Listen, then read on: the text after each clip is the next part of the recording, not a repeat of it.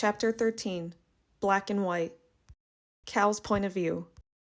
Cal angrily grabbed the holocron, making his way below deck where the escape pods were. He had a little workbench nearby and went through some tools to open it up. Unfortunately, he didn't have much luck and decided to take a step back and meditate. However, he got startled once he heard someone else fall down the ladder. "Whoa, you guys really need to fix that ladder," said Varlo. "Please leave me alone, Varlo." "Come on, dude, we're all worried about you. We just want to help," he added. "Thank you for the offer, but I need to do this on my own," I snapped. "How do you open up that holocron? Maybe I can help." "At this point, I don't see why I should. These holocrons bring nothing but trouble," I implied. I took my lightsaber out, quickly igniting it as I gave Varlo the holocron. "Cal, what are you doing?" "Getting ready to destroy it. I'll need you to toss it up so I can slice it." Varlo tossed the holocron up, quickly taking a step back as Cal sliced it. Once Cal turned his lightsaber off, he felt a bit dizzy afterwards. "Cal, you okay? You look like you're gonna pass out." "I'm fine, just a bit lightheaded." I felt my knees buckle and fell forward, but Varlo caught me. He gently helped me to sit down, while I slowly forced myself to sit up. I turned my gaze down at the holocron, feeling an urge of guilt again. No, destroying that holocron was the right thing to do. "Hello, Cal, you awake?" I snapped out of the trance and looked at Varlo. "Sorry,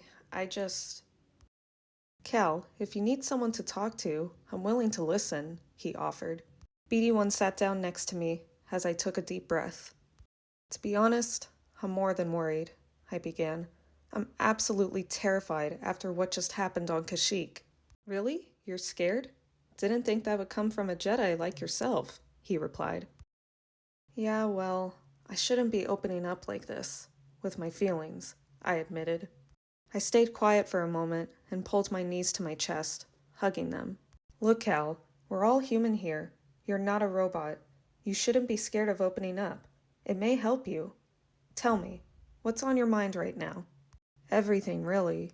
The mission, Seer, if I'm good enough to be a Jedi, and..." "And what?" Varlo asked. "It's nothing. Doesn't matter," I replied. "Got a special someone back home?" he replies. "It's complicated," I admitted. "Besides, she's already taken by someone else."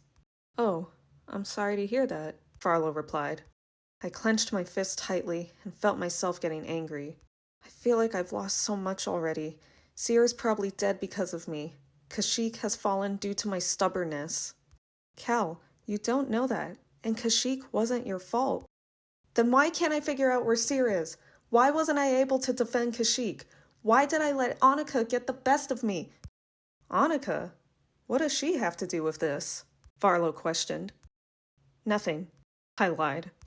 "Now I know you're lying. Did she say something to you?" he asked. "No, why?"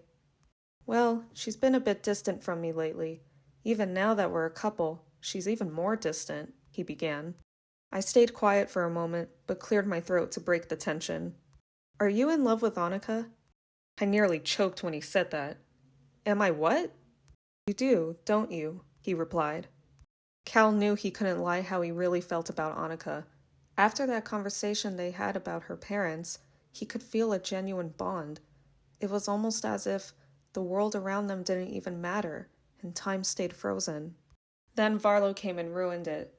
Cal was ready to take down Varlo, but as he caved into his anger, he stopped. Varlo could see Cal's intense state and tried his hardest to calm down the vulnerable Jedi. Varlo wasn't angry at Cal for liking Annika.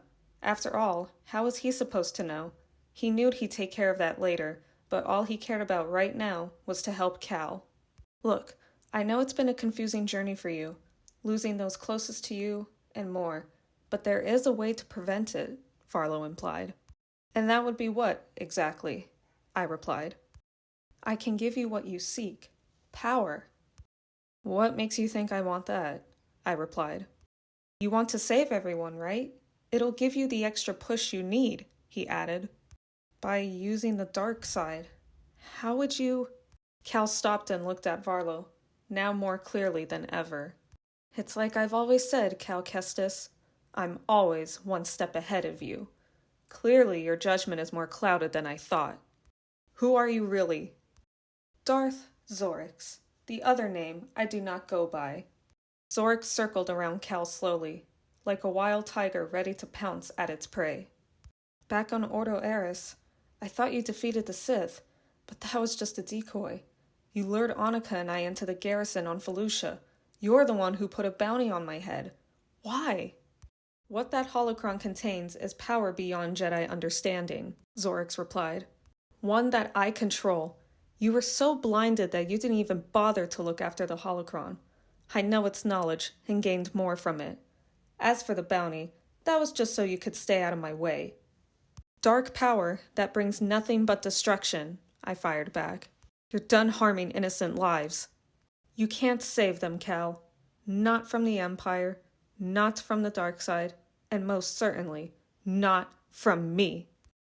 Cal backed up once Zorix brought his own lightsaber out.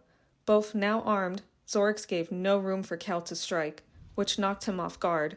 BD-1 tried to get help, but he was thrown into the escape pods along with Cal. No one is going to rescue you, by the way. The ship is currently on autopilot, while everyone else is taking a nice long nap. Fear not, I only spiked their food just a smidge. I have no intentions of harming them. Yet, Zorix threatened. One step ahead, Kestis. Cal screamed in pain as Zorix dug his lightsaber into the same wound where Darth Vader scarred him.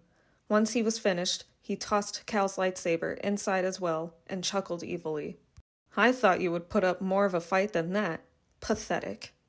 Zorix locked up the pod, sending it out into the vast depth of space.